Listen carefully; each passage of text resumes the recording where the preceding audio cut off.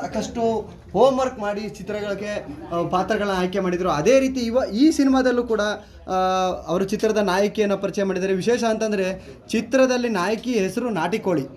So photoshoot ಕೂಡ ಜೋರಾಗಿ ಮಾಡಿದ್ದಾರೆ. ನಾವು ನೋಡ್ತಾರೆ ನಿಜವಾಗ್ಲೂ ಕೂಡ ಅವರು ನಾಟಿಕೋಳಿ, ಇವರು ಹುಂಜ ಅದೇ ಥರನೇ ಕಾಣಿಸ್ತಾ ಇದ್ದಾರೆ.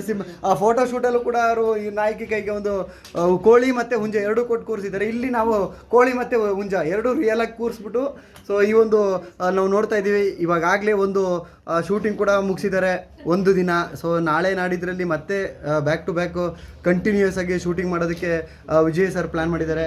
ಸರ್ ಈಗ ಇನ್ನೇನಿದ್ರು ಜನ ವ್ಯಾಲೆಂಟೈನ್ಸ್ ಡೇ ದಿನ ಹೀರೋಯಿನ್ ಕೂಡ ವಿಜಯ್ ಸರ್ ರಿವೀಲ್ ಮಾಡಿದ್ದಾರೆ. ಸೊ ಆದರೆ ಚಿತ್ರದಲ್ಲಿ ಹೀರೋಯಿನ್ ಪಾತ್ರ ಆಗಲಿ ಭೀಮನ ಪಾತ್ರ ಆಗಲಿ ಯಾವ ಥರ ಇರುತ್ತೆ ಅಂತ ನಾವು ನೋಡ್ಬೇಕಂತಂದ್ರೆ ಏನಿದ್ರು ಡೈರೆಕ್ಟಾಗಿ ಹೋಗಿ ಥಿಯೇಟ್ರಲ್ಲಿ ಭೀಮನ್ ನೋಡಿದ್ರೆ ಅದ್ರ ಬಗ್ಗೆ ನಮಗೆ ಸಂಪೂರ್ಣವಾದಂಥ ಮಾಹಿತಿ ಸಿಗುತ್ತೆ. ಏನಂತೀರ ಸರ್? 100%.